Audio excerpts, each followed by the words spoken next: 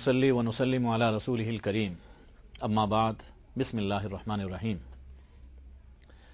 हम सफ़र गुज़श्ता सफ़र हिदायत में हमने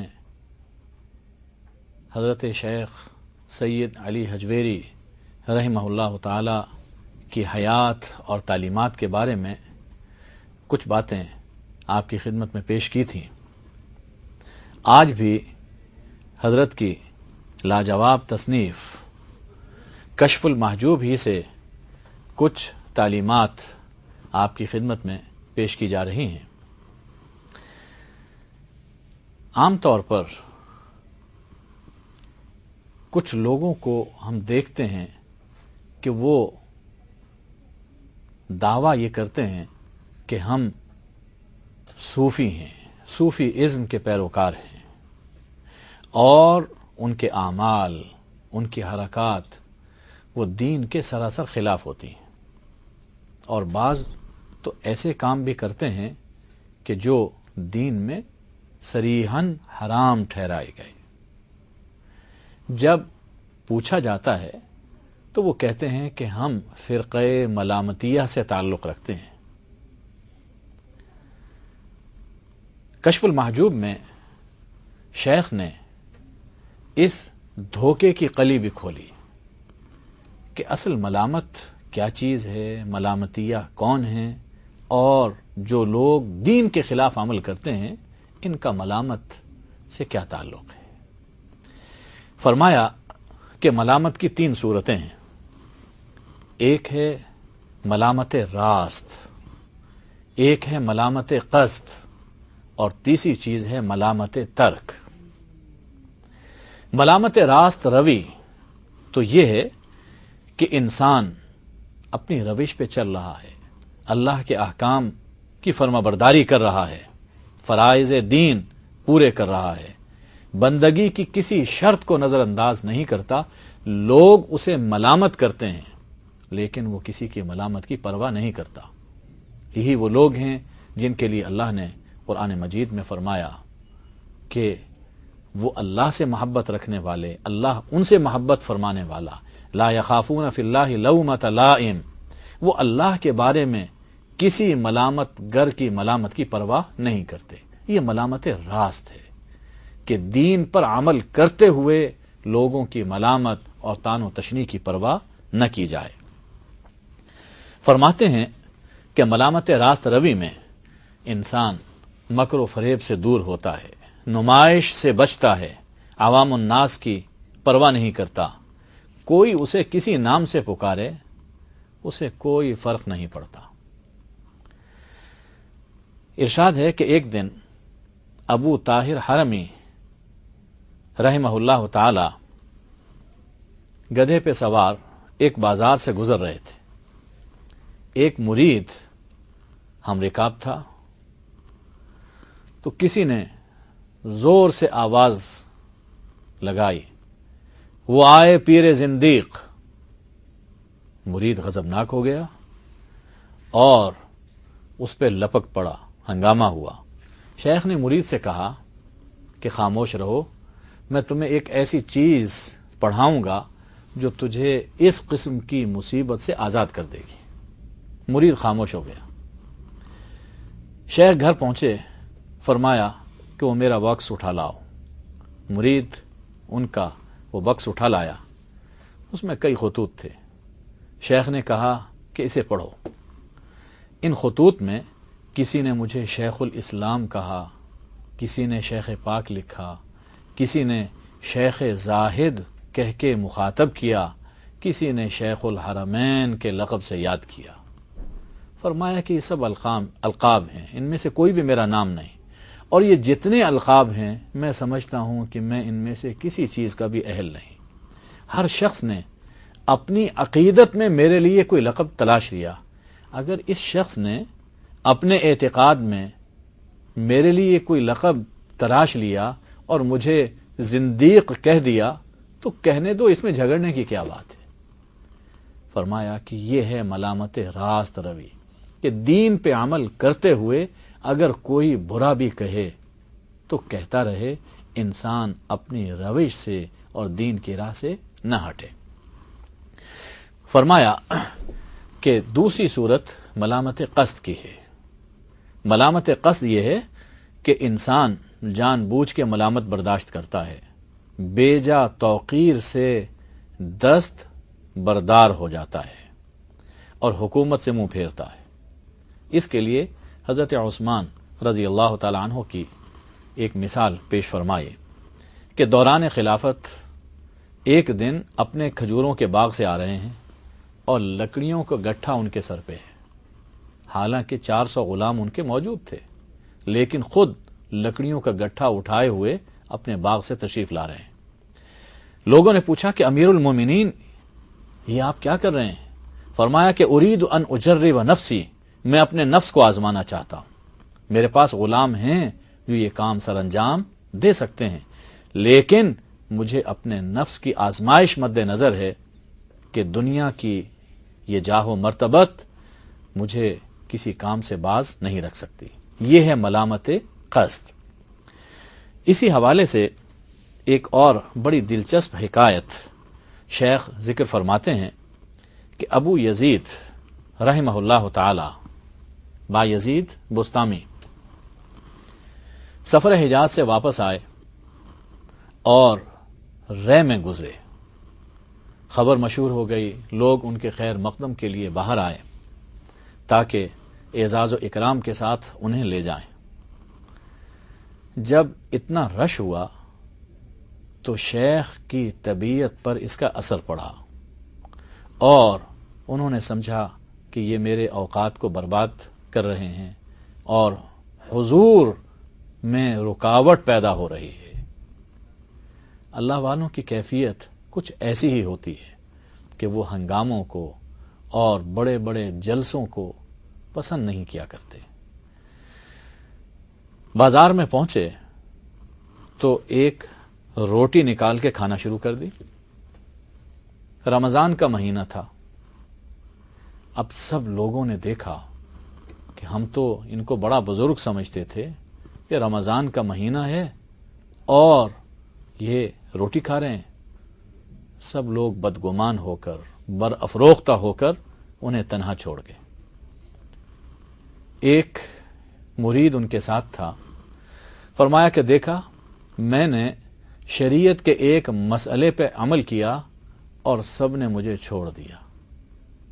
وہ مسئلہ کیا تھا؟ وہ مسافر تھے۔ مسافر کے لیے رمضان میں روزہ رکھنا فرض نہیں ہے اور وہ روزے سے نہیں تھے، مسافر تھے۔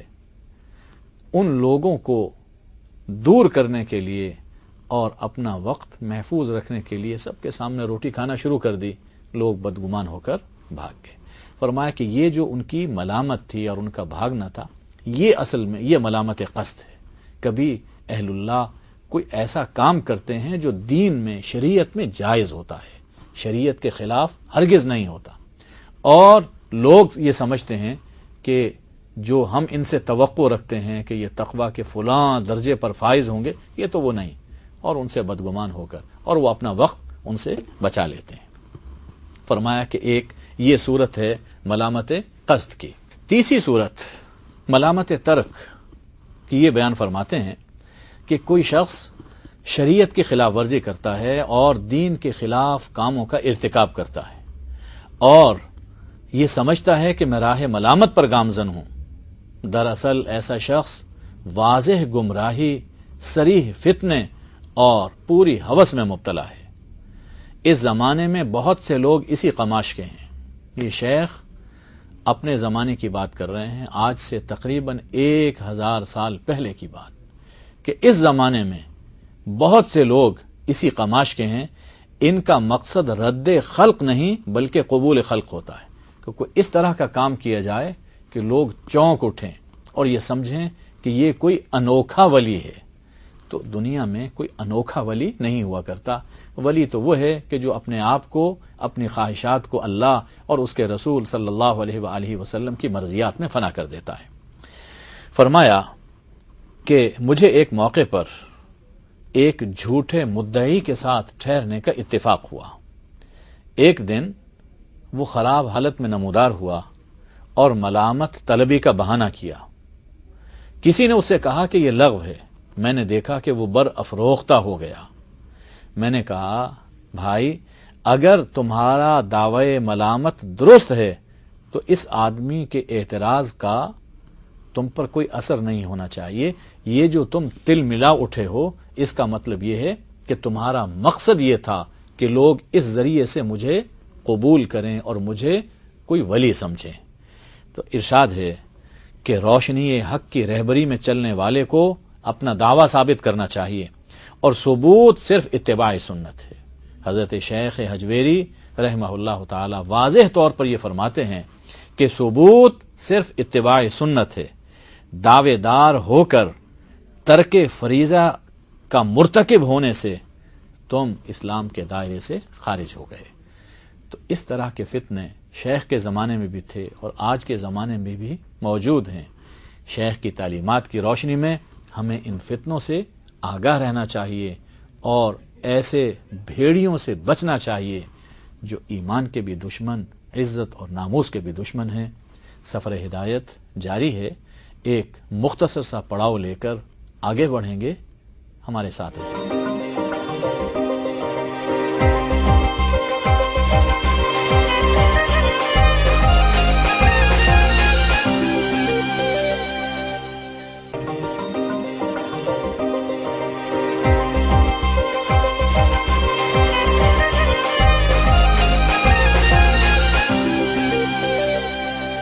بسم اللہ الرحمن الرحیم۔ سفر ہدایت دوبارہ شروع ہوتا ہے۔ وقفے سے پہلے حضرت شیخ سید علی حجویری رحمہ اللہ تعالی کی تعلیمات اور ان کی نصیحتوں کو کشف المحجوب کی روشنی میں ہم مطالعہ کر رہے تھے۔ اب مزید کچھ تعلیمات اور ہدایات ان کی حکایات کی روشنی میں پیش خدمت ہیں۔ شیخ نے کشف المحجوب میں بہت سے اولیاء اللہ کا ذکر فرمایا۔ ان میں ایک نام حضرت فضیل ابن عیاض رحمہ اللہ تعالی کا بھی ہے۔ فرماتے ہیں کہ ابتدائے عمر میں ان کی زندگی گناہوں میں بسر ہوتی رہی، رہزنی بھی کرتے تھے، لیکن طبیعت میں نیکی کا اثر موجود تھا۔ کسی قافلے میں کسی عورت پر ہاتھ نہیں اٹھاتے تھے، کم سرمایہ والوں کو نہیں لوٹتے تھے اور کچھ نہ کچھ سرمایہ چھوڑ دیتے تھے۔ ایک سوداگر مرو سے جا رہا تھا، لوگوں نے کہا کہ کوئی رہنما، کوئی گائیڈ ساتھ لے لو کیونکہ فضیل راہزن راستے میں ہے۔ اس نے کہا میں نے سنا ہے کہ وہ خدا ترس آدمی ہے۔ سوداگر نے ایک قاری کو اپنے ساتھ لیا، اونٹ پہ بیٹھا ہوا دن رات قرآن پڑھتا تھا۔ قافلہ ایسی جگہ پہنچا کہ جہاں فضیل چھپے ہوئے تھے اور ان کا جتھا ان کے ساتھ تھا۔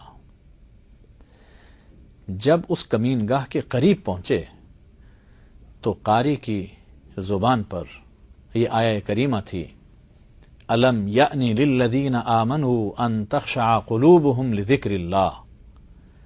کیا اہل ایمان کے لیے ابھی وہ وقت نہیں آیا، مؤمنوں کے لیے کیا ابھی وہ آن نہیں آئی کہ جب ان کے دل اللہ کی یاد اور اس کے ذکر کے سامنے جھک جائیں؟ اس آیت کا دل پر بڑا گہرا اثر ہوا۔ توبہ کی، اپنے ساتھیوں سے بھی توبہ کروائی، جتنا سرمایہ لوگوں سے لوٹا تھا سب کو لوٹایا، حرم میں چلے گئے، مسجد الحرام میں اپنی زندگی بسر کی۔ معلوم یہ ہوا کہ جب انسان کے دل کی زمین نرم ہو تو کلام الہی یقیناً اس پہ اثر کرتا ہے۔ انسان توجہ سے سنے، آنکھیں کھلی رکھے، کان کھلے رکھے تو یقیناً کلام الہی وہ اس کے دل تک پہنچتا ہے اور دل کی دنیا میں انقلاب پیدا کرتا ہے۔ یہی فضیل مکہ مکرمہ میں تھے کہ ہارون الرشید وہاں پہ آئے۔ فضل ابن ربی ہارون الرشید کے وزیر تھے۔ کہتے ہیں کہ حج کے لیے مکہ معظمہ حاضر ہوئے تو خلیفہ نے مجھ سے کہا یہاں کوئی مرد حق ہے جس کی میں زیارت کر سکوں؟ تو میں نے کہا کہ ہاں فلاں صاحب ہیں۔ کہا کہ مجھے ان کے پاس لے چلو۔ وہاں گئے۔ جب کچھ دیر بیٹھ کر اٹھنے لگے تو ہارون الرشید نے اشارہ کیا کہ پوچھو کہ ان پر کوئی قرض ہے؟ معلوم ہوا کہ قرض ہے، قرض چکا دیا گیا۔ باہر نکل کر خلیفہ نے کہا کہ میرا دل ابھی تشنا ہے، کسی اور بزرگ سے ملنا چاہتا ہوں۔ انہوں نے کہا کہ ہاں فلاں صاحب بڑے بزرگ ہیں، ان کے پاس چلتے ہیں۔ وہاں گئے، وہاں بھی کچھ دیر بیٹھے، اٹھتے ہوئے پوچھا کہ کوئی قرض ہے؟ تو انہوں نے اس بات میں جواب دیا، ان کا قرض بھی اتار دیا گیا۔ خلیفہ نے کہا کہ ابھی میرا مقصد حاصل نہیں ہوا۔ تو میں نے کہا کہ فضیل بن عیاض وہ بھی یہاں رہتے ہیں، آئیے ان کے ہاں چلتے ہیں۔ تو فضل ابن ربی خلیفہ ہارون الرشید کو لے کر ان کے ہاں گئے۔ شیخ اپنے غرفے میں، اپنے حجرے میں بیٹھے قرآن مجید کی تلاوت کر رہے تھے۔ ہم نے دستک دی تو شیخ نے پوچھا کہ کون ہے؟ میں نے جواب دیا کہ امیر المومنین تشریف لائیں۔ جواب ملا ہمیں امیر المومنین سے کیا غرض؟ میں نے کہا سبحان اللہ، کیا حضور صلی اللہ علیہ وآلہ وسلم کا فرمان نہیں کہ کسی شخص کو طاعت حق میں ذلت طلب نہیں کرنی چاہیے؟ جواب ملا ٹھیک ہے، مگر رضائے حق وہ دائمی شان و شوکت کا باعث ہوتی ہے۔ تم مجھے ذلت میں سمجھتے ہو لیکن میں اپنے آپ کو رفیع المرتبت پاتا ہوں۔ یہ کہہ کے فضیل نیچے اترے، چراغ گل کر دیا اور ایک کونے میں کھڑے ہو گئے۔ ہارون الرشید اندھیرے میں ادھر ادھر ٹٹولتا رہا۔ آخر کار اس کا ہاتھ ان تک پہنچ گیا۔ فضیل نے کہا کہ ایسا نرم اور گداز ہاتھ میں نے کبھی نہیں دیکھا، کیا عجب کہ عذاب خداوندی سے بچ رہے۔ ہارون الرشید رونے لگا، اتنا رویا کہ بے ہوش ہو گیا۔ ہوش آیا تو کہا مجھے کوئی نصیحت فرمائیے۔ ارشاد فرمایا کہ تمہارے جد امجد یعنی حضرت عباس رضی اللہ تعالی عنہ حضور اکرم صلی اللہ علیہ وآلہ وسلم کے چچا تھے۔ انہوں نے حضور صلی اللہ علیہ وآلہ وسلم سے امارت طلب کی تو آپ نے یہ فرمایا تھا کہ دنیاوی حکومت کی بجائے میں آپ کو قلبی حکومت دیتا ہوں، آپ کو دل کی حکومت دیتا ہوں۔ اللہ عز و جل کی بندگی میں گزرا ہوا ایک لمحہ 1000 سالہ حکومت سے بہتر ہے، یعنی غفلت کے ساتھ 1000 سال کی حکومت سے بہتر ہے کہ انسان حضور قلب کے ساتھ اللہ کی بندگی میں مصروف رہے۔ ہاں یہ اپنی جگہ پر درست ہے کہ اگر انسان اللہ اور اس کے رسول صلی اللہ علیہ وسلم کے بتائے ہوئے راستے پہ چلتے ہوئے خدمت خلق کرتا ہے، حکومت کو خدمت خلق کا ذریعہ سمجھتا ہے، تو یہ اپنی جگہ بہت بڑی عبادت ہے۔ خلوت کی عبادت سے یہ عبادت کہیں بہتر ہے۔ فرمایا کہ امارت، ایسی امارت، غفلت کی امارت روز قیامت ندامت کا باعث ہوگی۔ ہارون نے کہا کچھ اور نصیحت فرمائیے۔ ارشاد فرمایا کہ جب عمر بن عبدالعزیز کو خلافت تفویض ہوئی تو انہوں نے سالم بن عبداللہ، رجا بن حیا اور محمد بن کعب قرظی رضی اللہ عنہم کو بلا کر کہا کہ کوئی تدبیر کیجئے کہ میری اس مصیبت سے جان چھوٹ جائے۔ تو انہوں نے، ان میں سے ایک نے کہا، اور یہ بات جو شیخ یہاں نقل کر رہے ہیں در حقیقت ہمیں سمجھانے کے لیے کہہ رہے ہیں، اس میں ہمارے حکمرانوں کے لیے بھی درس عبرت اور نصیحت ہے۔ فرمایا کہ امارت مصیبت ہے لیکن اس مصیبت سے انسان کیسے بچ سکتا ہے کہ اگر عذاب خداوندی سے نجات درکار ہے تو بوڑھوں کو باپ، جوانوں کو بھائی اور چھوٹوں کو فرزند تصور کر، اور ان سے وہ سلوک روا رکھ جو گھر میں باپ، بھائی اور بیٹے سے روا رکھا جاتا ہے۔ یہ سارا ملک، سب پوری مملکت تیرا گھر ہے اور اس کے باشندے تیرا کنبہ ہیں۔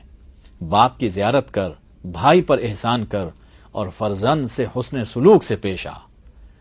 مجھے خوف ہے کہ تیرا یہ خوبصورت جسم جہنم کی آگ کے سپرد نہ ہو۔ اللہ سے ڈرو اور اللہ کے حقوق اچھے طریقے سے پورے کرو۔ ہارون نے پوچھا، اگر آپ پر کوئی قرض ہے تو فرمائیے۔ فرمایا کہ ہاں، اللہ کی اطاعت کا مجھ پر قرض ہے، مجھے ڈر ہے کہ اس کے لیے مجھے گرفت نہ ہو۔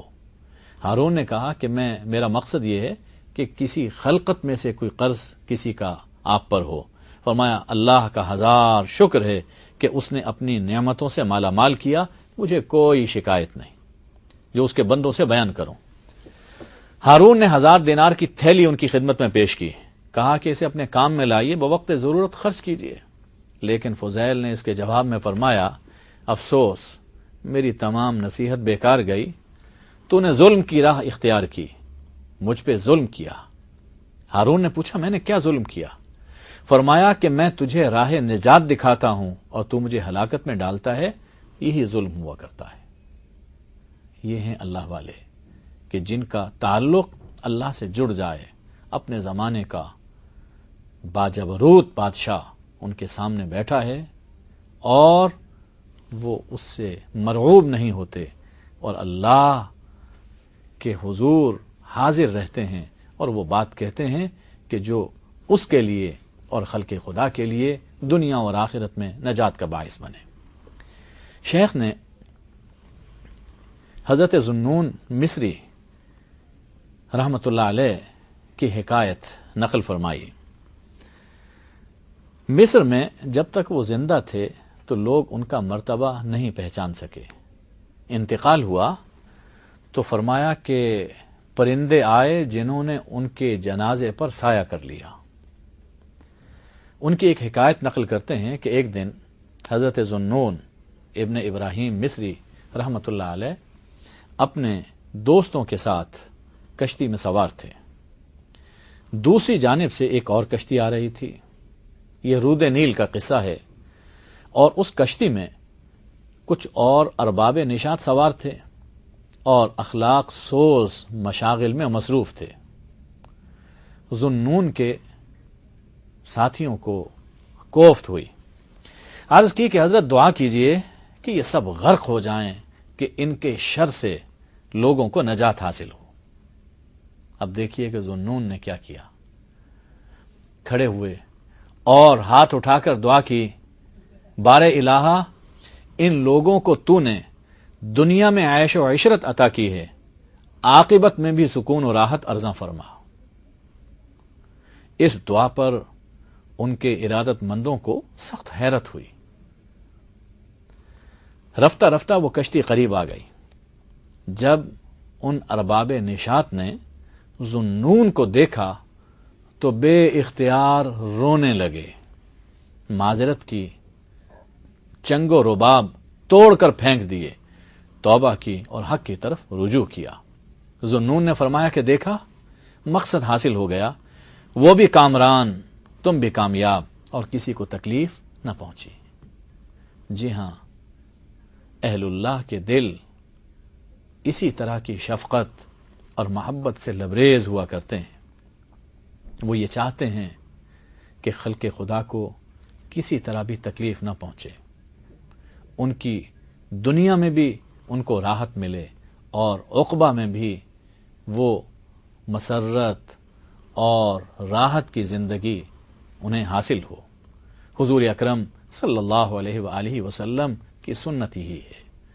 آپ فرماتے ہیں کہ میری اور تمہاری مثال کچھ ایسی ہے کہ جیسے ایک الاؤ دہک رہا ہو اور اس میں پروانے آ کر گر رہے ہوں، اور کوئی شخص انہیں بچانے کی کوشش کر رہا ہو۔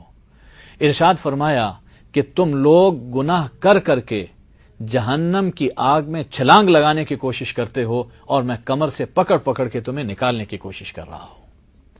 حضور اکرم صلی اللہ علیہ وآلہ وسلم کی یہ سنت ہے کہ اللہ کے مخلوق سے محبت کی جائے، ان سے شفقت کی جائے اور انہیں دنیا میں بھی گناہوں سے بچانے کی کوشش کی جائے تاکہ آخرت میں وہ جہنم کی آگ سے بچ سکیں، اس لیے کہ جہنم کی آگ در حقیقت یہ ہمارے گناہ ہی ہیں جو آخرت میں وہ آگ کی صورت اختیار کر لیں گے۔ شیخ کی یہ تصنیف کشف المحجوب ہم سب کو پڑھنی چاہیے، اور جب ہم ان کا عرس مناتے ہیں اور ان کی یاد میں سالانہ تقریبات منعقد کرتے ہیں تو اس موقع پر یہ کتاب چاہیے کہ حضرت شیخ کے مزار پر پڑھی جائے اور سنائی جائے تاکہ ان کی اصل تعلیمات سے ہم لوگ بہرہ ور ہو سکیں اور سیدھی راہ اپنا سکیں۔ شیخ کی یہی زندگی ہے جس کی وجہ سے حضرت علامہ اقبال رحمۃ اللہ علیہ نے انہیں خراج عقیدت پیش کرتے ہوئے فرمایا کہ سید حجویر مخدوم مرقد او پیر سنجر را حرم، بند ہائے کوہسار آساں گسیخت، در زمین ہند تخم سجدہ ریخت، عہد فاروق از جمالش تازہ شد، حق سے حرف او بلند آوازہ شد، پاسبان عزت ام الکتاب از نگاہش خانہ باطل خراب، خاک پنجاب از دم او زندہ گشت، صبح ما از مہر او تابندہ گشت۔ سفر ہدایت میں آپ کی رفاقت کا شکریہ، انشاءاللہ پھر ملاقات ہوگی۔ وما علینا الا البلاغ۔